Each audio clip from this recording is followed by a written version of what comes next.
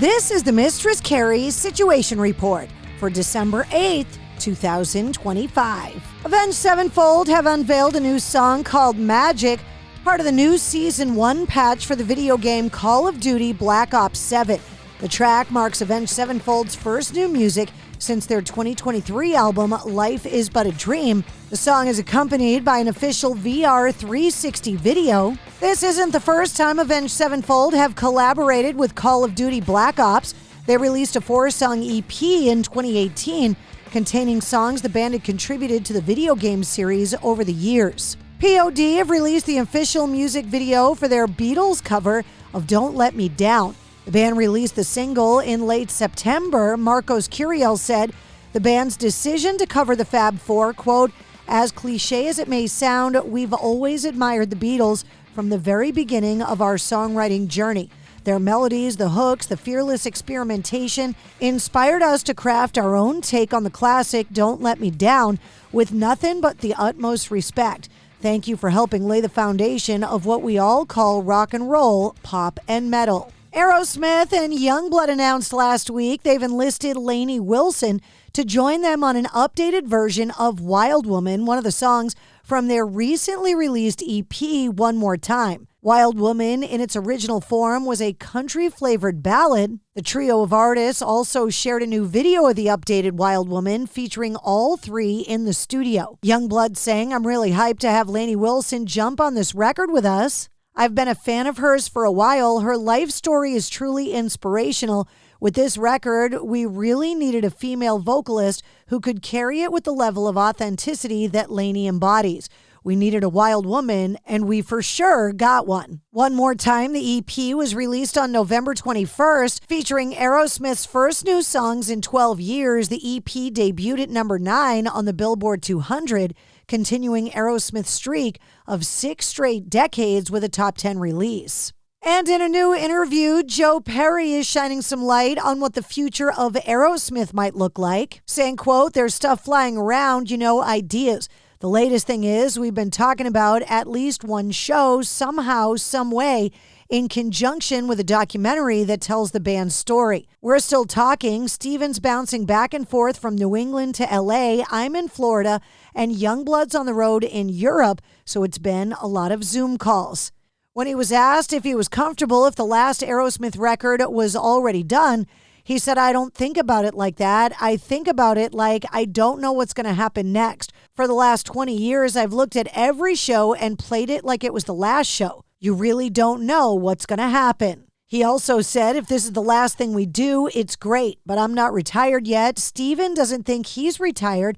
Who knows? We've still got some juice left," he said. With Slipknot sitting out the latest Knotfest Mexico over the weekend, Marilyn Manson was booked to headline. Falling in Reverse was also on the bill, giving both the opportunity to play their collaborative song God is a Weapon live for the first time. You could check out video online. It was announced that the original Star Wars will be returning to cinemas in 2027 for its 50th anniversary. The movie, the first Star Wars film to be released and the fourth chronologically, is set to be shown in cinemas on February 19th, 2027, as part of the franchise's 50th anniversary celebrations. StarWars.com saying, "Switch on your targeting computer and get your eyes on StarWars.com for more details, including when and where to buy tickets to this once-in-a-generation event." Disney just announced that the original version of the movie will be newly restored, expected to be the same version that was shown at the BFI in London earlier this year as part of the Film on Film Festival.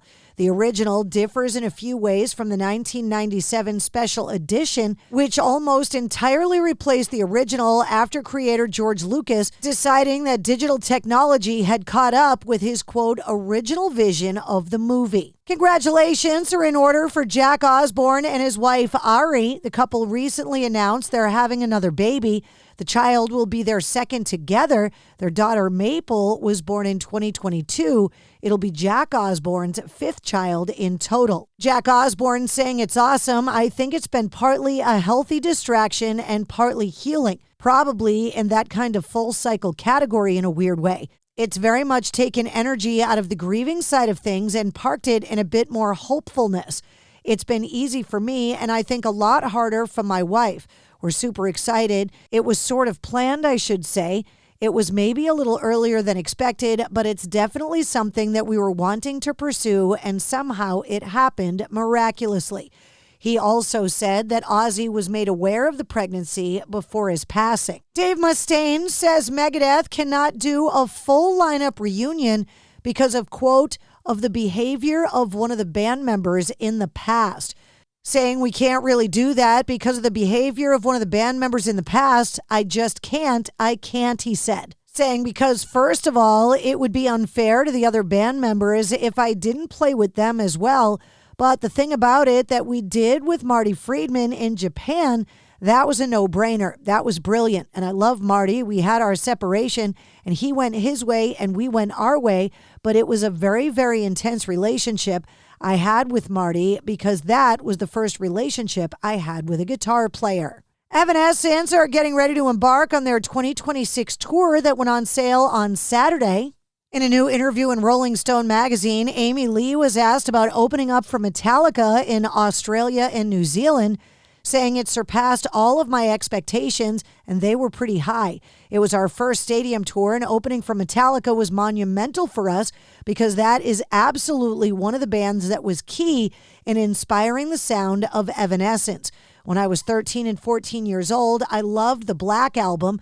Going and watching their set, which I did almost every night on the tour, was so cool and brought all those memories back. I was like, oh my God, this is surreal. I can't believe it's taken this long for us to play a show together. It inspired me all over again. She also commented on what we can expect from the upcoming new Evanescence album, saying, quote, it's this massive body of work that we've been working on for a couple of years now. A lot of it's recorded, some of it's done, and there's lyrics left on a lot of the songs where I have to find that perfect thing to say. Words are always important, but they feel particularly important right now as an artist in the world in our state of turmoil.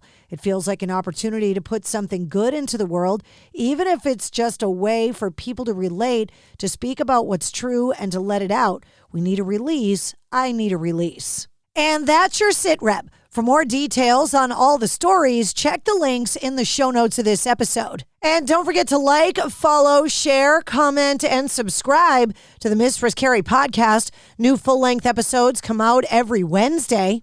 Episode 287, featuring Justin Holman and Robert Davis from Revis, is available now.